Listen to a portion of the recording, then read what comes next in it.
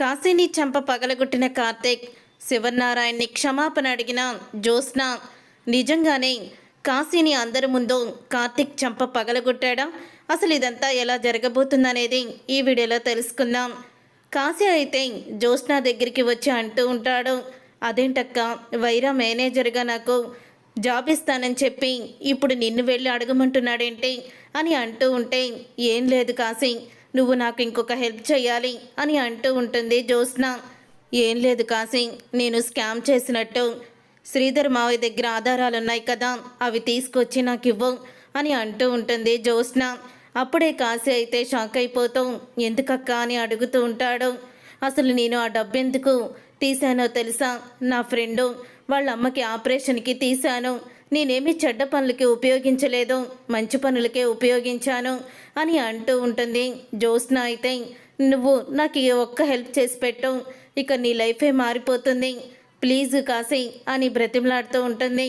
సరే అక్క, నువ్వు నా మంచి కోరుకొని నాకు మంచి దారిని చూపిస్తున్నావు, నీకోసం ఈ మాత్రం చెయ్యలేనా అని అంటూ ఉంటాడు కాశీ. అయితే ఇక కాశీ అలా చెప్పేసి, సరే రేపు నేను ఆ పెన్ డ్రైవర్ని అలాగే దానికి సంబంధించిన డాక్యుమెంట్స్ని అన్నీ కూడా తీసుకొస్తాను అని అంటూ ఉంటే, అప్పుడే ఇక జ్యోత్స్న అయితే ఎంతో సంబరపడిపోతూ ఉంటుంది.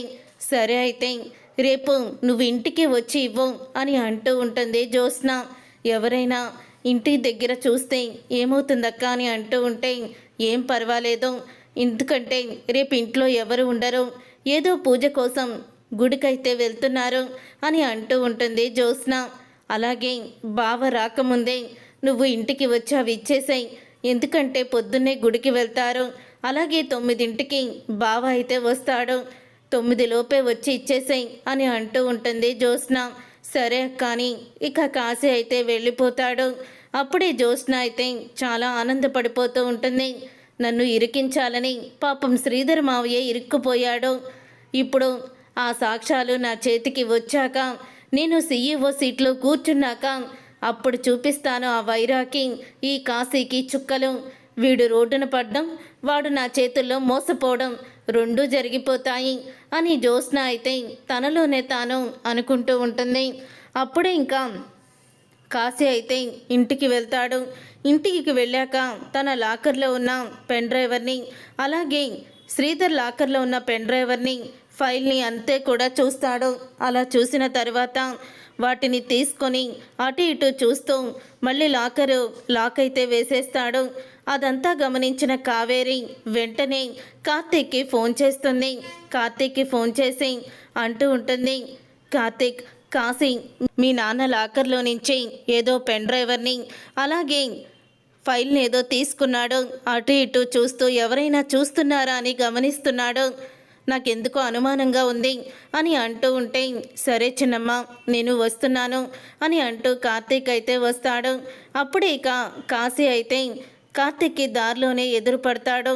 కాశీ ఎక్కడికో అడావుడిగా బైక్ మీద వెళ్ళడం అంతా కూడా గమనిస్తూ ఉంటాడు కార్తీక్. అయితే అప్పుడే ఇక కార్తీక్ కాశీ వెనకాలే వెళ్తూ ఉంటాడు. ఇంతలో దీప అయితే ఫోన్ చేస్తుంది. దీప, నువ్వు వెంటనే మన ఇంటికి రా అని అంటూ ఉంటాడు. అప్పుడే దీప కూడా బయలుదేరుతుంది. ఇక కాశీ అయితే శివనారాయణ ఇంటికి వచ్చి లోపలికి వెళ్ళడం అంతా కూడా ఇక చూస్తూ ఉంటాడు. కార్తీక్ అయితే అప్పుడే కాశీ లోపలికి వెళ్ళిన తర్వాత కాశీ అయితే పెన్ డ్రైవర్ని అలాగే ఫైల్ని జ్యోత్స్న చేతిలో పెడుతూ ఉండగా ఇక కార్తీక్ వచ్చి ఆ రెండిటిని కూడా చూస్తాడు. రెండిటిని చూసి వెంటనే కాశీ చేతిలో నుంచి ఆ ఫైల్ని పెన్ డ్రైవర్ని లాగేసుకుంటాడు. అది చూసి జ్యోత్స్న ఒక్కసారే షాక్ అయిపోతూ ఉంటుంది. బావా, ఏంటి నువ్వు చేసిన పని, అవి ఇలా ఇవ్వు అని అంటూ ఉంటుంది జ్యోత్స్న. అప్పుడే ఇక కాశీ అయితే అవి జ్యోత్స్నకి సంబంధించినవి, ఇచ్చేసేయ్ అని కాశీ అంటూ ఉంటాడు. అప్పుడే ఇక కాశీని చంప పగలగొడతాడు కార్తీక్. అయితే ఈ ఫైల్ ఏంటి, ఈ పెన్ డ్రైవర్ ఏంటి, మా నాన్న లాకర్లో నుంచి నువ్వెందుకు తీసుకువచ్చావు, అసలు పిఏగా నువ్వు రిజైన్ చేసిన తర్వాత మా నాన్న లాకర్ ఓపెన్ చేసే హక్కు నీకెవడిచ్చాడు అని అడుగుతూ ఉంటాడు కాశీని. కార్తీక్ అయితే అది విని ఒక్కసారి కాశీ అలాగే జ్యోత్స్న కూడా షాక్ అయిపోతూ ఉంటారు.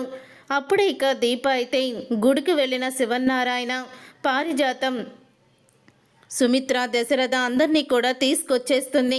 ఇక ఒక్కసారే కాశీని కొడుతున్న కార్తీక్ని చూసి దీప వెళ్ళి, ఏంటి బావ ఇదంతా, కాశీని ఎందుకు కొడుతున్నావు అని అడుగుతూ ఉంటే, వీడు పిఏగా రిజైన్ చేసేసి ఇప్పుడు మళ్ళీ మా నాన్న లాకర్ ఓపెన్ చేసి దాంట్లో ఉన్న పెన్ డ్రైవర్ని అలాగే ఫైల్ని తీసుకువచ్చి జ్యోత్స్న చేతికి ఇస్తున్నాడు, అది ఇంట్లో ఎవరూ లేనప్పుడు అని అంటూ ఉంటాడు.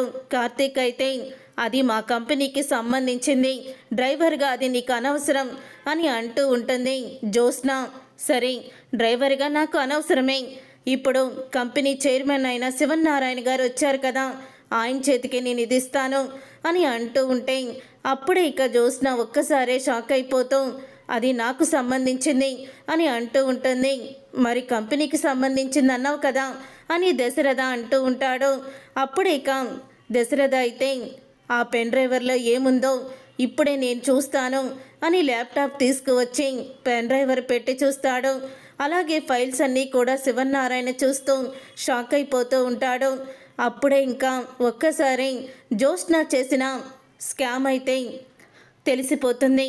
అది చూసి ఒక్కసారి శివన్నారాయణ, దశరథ షాక్ అయిపోతూ, మన కంపెనీలో నువ్వు ఇంత డబ్బుని కొట్టేశావా, ఇంత స్కామ్ చేశావా, ఎందుకు చేసావు ఇదంతా అని అడుగుతూ ఉంటాడు. దశరథ జ్యోత్స్నని చెంప పగలగొట్టి అప్పుడే ఇక కాశీని శివన్నారాయణ నిలదీస్తూ ఉంటాడు. ఇవన్నీ మాకు తెలియకుండా నువ్వు జ్యోత్స్నకి ఎందుకు ఇస్తున్నావు, అంటే కావాలనే నువ్వు శ్రీధర్ని ఈ కేసులో ఇరికించి జ్యోత్స్నకి నువ్వు హెల్ప్ చేసావా అని అడుగుతూ ఉంటే అప్పుడే ఇక దీప అయితే కాశీని అడుగుతూ ఉంటుంది, చెప్పు నిజం చెప్తావా లేదా అని అడుగుతూ ఉంటే అప్పుడే ఇక కాశీ అయితే, అంటే నేను పిఏగా మావయ్య గారి దగ్గర చేయడం, అసలు నా చదువుకి పిఏగా చేయడం ఏంటి అని జ్యోత్స్న అక్క వైరా అనే ఒకసారి దగ్గర నాకు మేనేజర్ కింద జాబ్ ఇప్పించింది. ఆ వైరా గారు నన్ను మేనేజర్గా పెట్టుకోవాలంటే మావయ్య మీద తను చెప్పినట్టు కేసు పెట్టమన్నాడు, అలాగే కేసు కూడా పెట్టేశాను అని అంటూ నిజాన్ని బయట పెడతాడు. ఇప్పుడు ఆ వైరా మేనేజర్గా ఉండాలంటే నువ్వు జ్యోత్స్న దగ్గరికి వెళ్ళి అడుగు అన్నాడు. జ్యోత్స్న ఈ పెన్ డ్రైవర్ని అలాగే ఈ ఫైల్ను తీసుకురమ్మని చెప్పింది, అందుకనే తీసుకొచ్చాను అని చెప్తూ ఉంటే ఒక్కసారి షాక్ అయిపోతూ ఉంటారు అందరూ కూడా. అయినా జ్యోత్స్నక్క తన ఫ్రెండ్ ఎవరికో ఆపరేషన్ చేయించడానికి ఆ డబ్బులు ఇచ్చిందంట, అంతే తప్ప జ్యోత్స్నక్క తప్పులేదు అని కాశీ అయితే అంటూ ఉంటాడు. ఇంత అమాయకుడు ఏంటి కాశీ, ఆ వైరా ఎవరో నీకు తెలుసా, ఆ వైరా కంపెనీని సర్వనాశనం చేయడానికి పుట్టినవాడు, వాడు ఏం చేశాడో తెలుసా, వాడు దశరథ గారిని మోసం చేశాడు, వాడిని కంపెనీల నుంచి బయటికి నెట్టేశారు అని అంటూ ఉంటే ఒక్కసారే షాక్ అయిపోతూ ఉంటారు. కాశీ అయితే అప్పుడు ఇక జ్యోత్స్న దగ్గరికి వెళ్ళి, ఎందుకు చేసావు ఇదంతా, నేను ఆ రోజే చెప్పాను, ఎవరైనా శ్రీధర్ని కావాలని ఇరికించుంటే వాళ్ళకి తగినైన శిక్ష విధిస్తానని, నీకు విధించే శిక్ష ఏంటో తెలుసా, వెళ్ళు ఇంట్లో నుంచి బయటికి పో, కార్తీక్ పోలీసుల్ని పిలిపించి జ్యోత్స్నని అరెస్ట్ చేయమని చెప్పు అని అంటూ ఊహించని నిర్ణయం తీసుకుంటాడు శివన్నారాయణ. అప్పుడే ఇక శివన్నారాయణ తీసుకున్న నిర్ణయం చూసి ఒక్కసారే షాక్ అయిపోతూ ఉంటుంది. జ్యోత్స్న అయితే శివన్నారాయణ కాళ్ళ మీద పడి, తెలియక తప్పు చేశాను తాత, ఆ తప్పుని సరిదిద్దుకోవడానికి ఇంకో తప్పు చేశాను, నన్ను క్షమించు అని క్షమాపణ అడుగుతూ ఉంటుంది. చూసారుగా ఫ్రెండ్స్, రాబోయే కథలో ఖచ్చితంగా ఇలాగే జరగబోతుంది. మరి ఇలాగే జరగాలని మీరైతే కోరుకుంటున్నారా?